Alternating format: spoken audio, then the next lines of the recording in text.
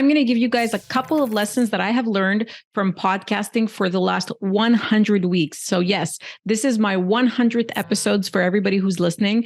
I have done this consistently every week for 100 weeks. And I want to talk to you guys about what my journey has been like and the lessons that I've learned in growing a podcast. So thank you so much for listening and welcome to another episode of Uncensored Direct Marketing. Today is going to be a special one because I really want to tell you guys a little bit about my podcasting journey, why I started, what my goals are, and also some of the lessons I've learned that, if you're looking to start a podcast or you're looking to start anything media related, hopefully you could take away and use for yourself. So when I started this journey, it was really just for the passion of teaching and for the passion of, getting knowledge out there. So there was not really an ultimate goal of selling any product or service. Obviously, I do promote my company, Direct PayNet. We service merchants and we get them merchant accounts. But other than that, it really, the podcast really has a wide array of topics, anything that has to do with traffic, anything that has to do with, email marketing, copywriting. We just go on and on and on about any topic related to direct response. I've even actually dabbled in the crypto space because it is an interest of mine. So let me tell you a couple of things that I have learned while recording the podcast and a couple of things that have made this podcast successful. So first and foremost, although it does sound boring, and probably you've heard this a million times, but consistency is key.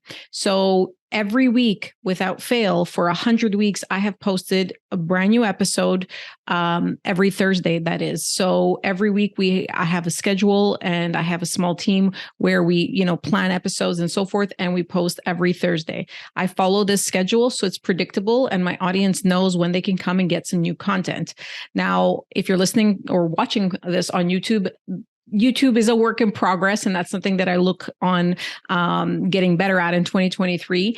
But I really had focused mainly on the audio podcast with, a little bit of time spent on YouTube there. So set expectations for your audience. I mean, let them know when you're going to be posting, how often you're going to be posting, so they can come back and look for your new content.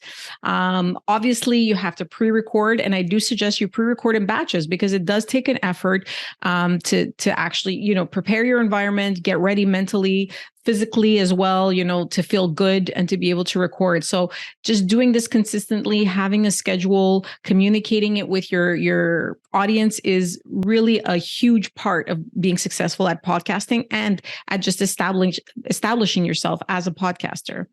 Now, the other thing that I learned is that prep work and post-production is actually the hardest part of podcasting. So finding episodes that are, interesting topics, finding great guests, really, preparing the episode, having good questions, really, trying to have a short enough episode that people listen, but enough content for people to find value from. So that's a lot harder. The work that I do to prepare for an episode is a lot harder than actually sitting down with somebody and having an interview. That's actually the fun part. And that's why I started podcasting. But I did realize soon enough that the prep work and the post-production and kind of, to get everything, the wheels in motion is the hardest part. So, keep that in mind and have some processes in place and make sure that, you have people who can help you or the right tools, softwares, and so forth in order to be able to get that done.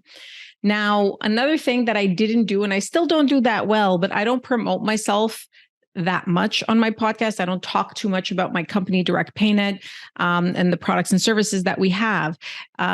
It's a little bit just, sometimes it doesn't come into the conversation. It's not something that I'm used to promoting myself, but a lot of times it actually comes to me where, somebody in the audience will just say, "Hey, Maria, what do you do?" And that's a big fail on my part. So this is something, again, that I'm focusing on more in the coming years, really having some good offers for my audience. Obviously, if people just want to listen to educate themselves, I'm really, really happy with that. But if somebody actually needs my services and they're listening, they should be very crystal clear as to what I do and how I can help them and how my company can help them. So don't be shy and make sure you let people know what you actually do for a living. Because obviously a lot of people who are podcasting have, a company or a product or service and so forth. So it's important to let your audience know. Also, let your audience know that they should like, subscribe, and share your content. I mean, sometimes it's just that reminder of telling your audience, hey, if you like this episode, if you thought this was useful for you, if you're happy with my content, tell a friend. That's the best way to really grow your audience, to grow a nice organic audience that actually appreciates your content and will take advantage of offers that you put out. So make sure you organically ask clients and people listening and whoever to really like your episodes, to subscribe to your channel, anybody who can really benefit from it, right? You don't want any bots. You don't want people who are not going to download, people who are not going to listen. It's better to have a small targeted audience than have a large audience with no downloads. So keep that in mind. Ask people for help. So as I'm asking right now, please subscribe to this channel if you do like my content, and share with a friend, of course, to make it useful for somebody else who might need this content. So another little thing, and this is something that I actually had an issue with, is planning. So planning the podcast. What is it going to be about? The artwork, the music, the background, the equipment.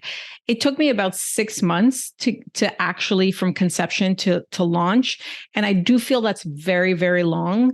I think that should be shortened to maybe 6 to 8 weeks at most. I just felt like it was dragging along, and I was just taking so much time to decide on different things. And the decision fatigue almost made that this podcast never happened, because I just could not make up my mind on so many things. So, my first couple of episodes, especially like on YouTube, just really weird background, lighting was bad. Everything just kind of didn't really look so great. Same thing with audio. It wasn't great. So, obviously I learned a couple of lessons, and I'm still learning, and I'm still going to be doing a lot more, especially in 2023 to increase production, appearance and lighting and sound and so forth. But just get started. At the end of the day, if people need this information and you do a decent job in presenting it and being clear, they'll listen. And obviously, as you grow, you can start investing more money in better equipment and better production and so forth. So just go ahead and do it, and make sure that you're consistent and that you prepare your episodes, so you're not just randomly mouthing off and so forth. Now, the last thing I'm going to tell you, and this is really key. So when I started podcasting, I was recording with the video on, like I am right now. So you might be watching on YouTube, or you're listening on your favorite podcast channel. Now, the interesting thing here is this was meant to be a podcast, an audio podcast, but I figured, hey, as I'm recording, I might as well just leave the camera on. And if people rather watch on YouTube, it's just another channel. It is, but I do have to warn you that the audience on YouTube is a lot different than the audience on audio.